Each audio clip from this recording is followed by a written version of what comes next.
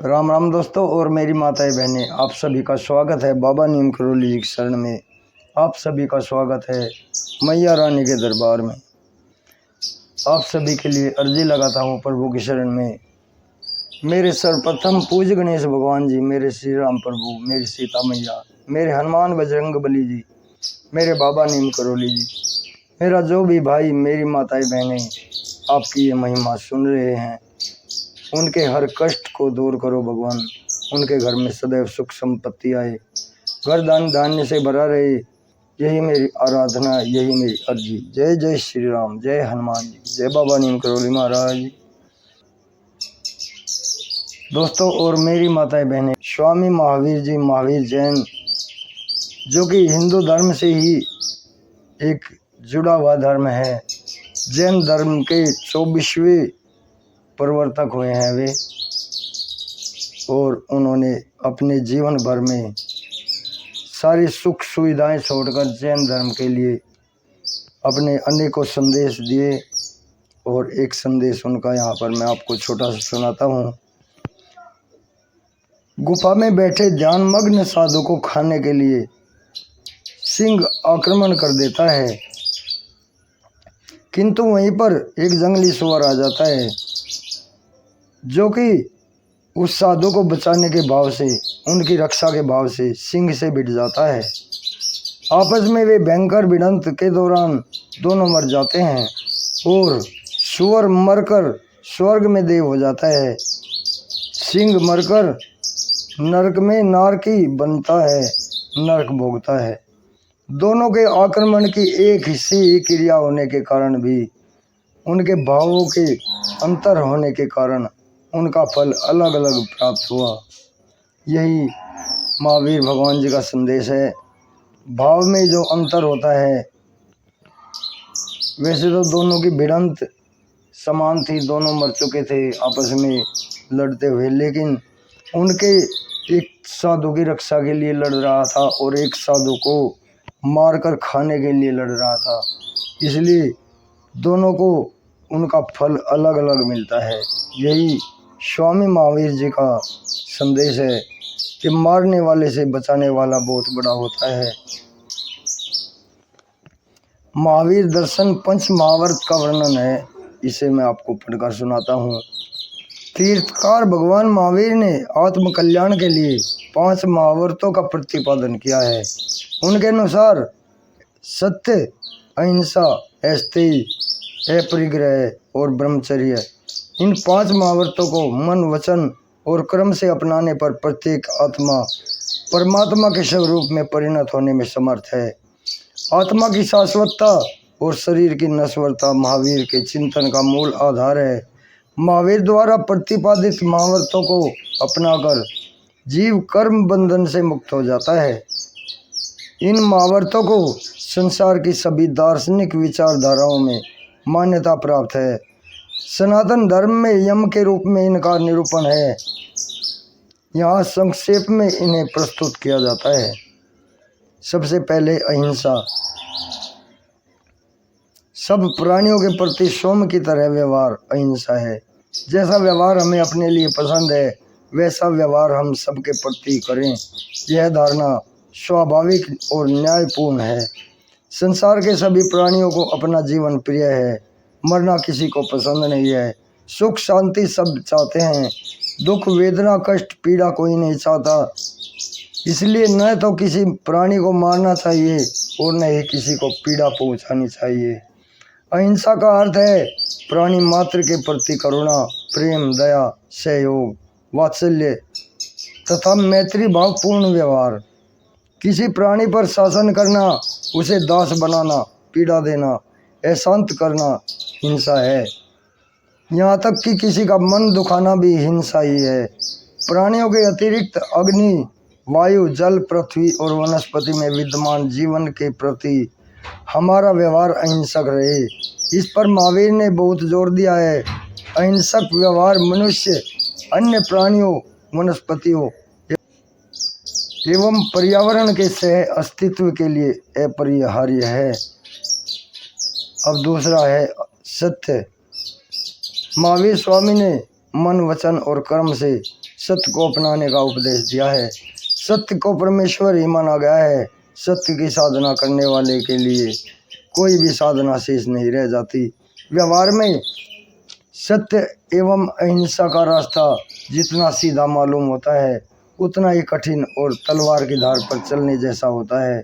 सत्य जीवन का ध्येय तथा अहिंसा उसे पाने का साधन है। आचारांग सूत्र में कहा गया है कि जो साधक सत्य का अनुसरण करता है वह मुक्ति का मार्ग प्राप्त कर लेता है। सत्य सदैव विवेकपूर्ण है, अहिंसक, पाप रहित, मधुर, प्रिय, हितकारी एवं असंदिग्ध होना चाहिए। सत्य और अहिंसा का आचरण सभी नैतिक मूल्यों का सार है। तीसरे नंबर का है ये अस्तेय।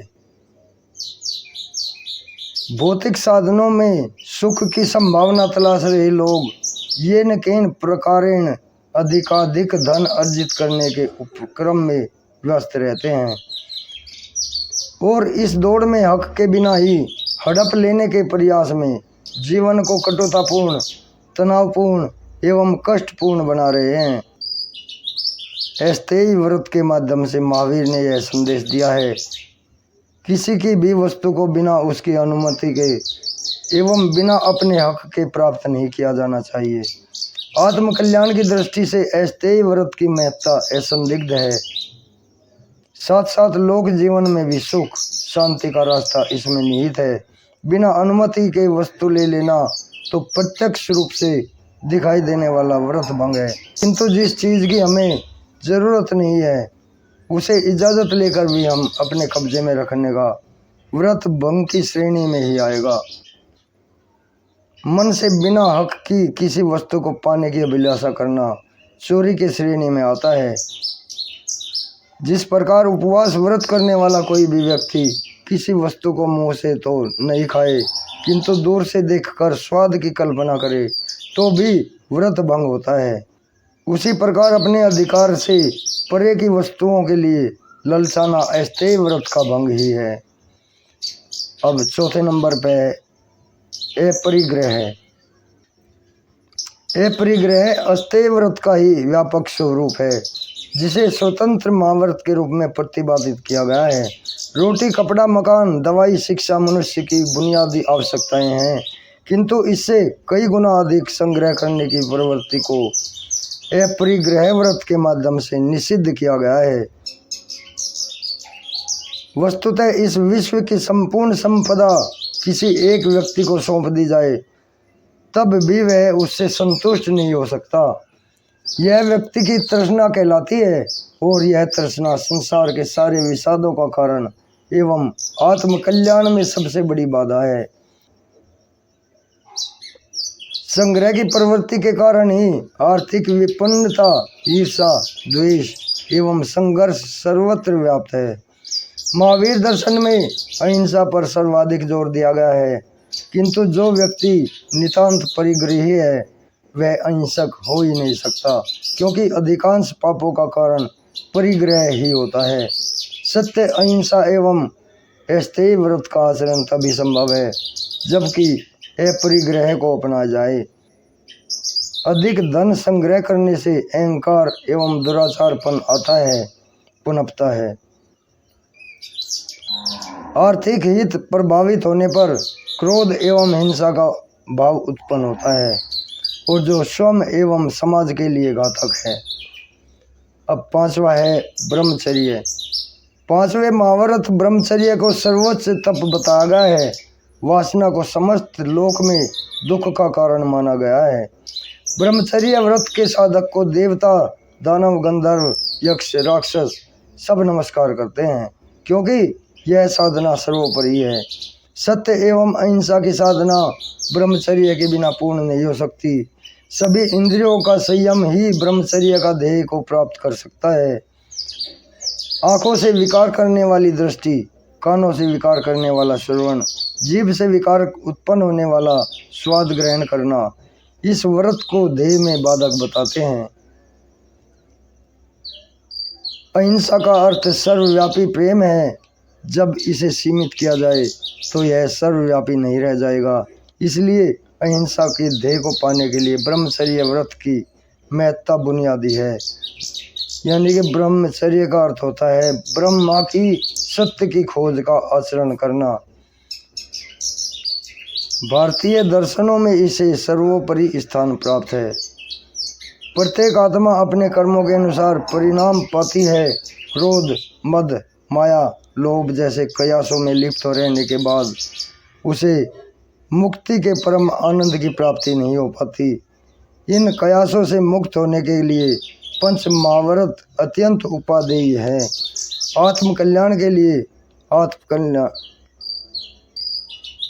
आत्मकल्याण के साथ साथ लोक जीवन में सुखी, आनंद पूर्वक एवं तनाव मुक्त जीवन के लिए इन व्रतों का पालन श्रेष्ठ परिणामदायी होता है।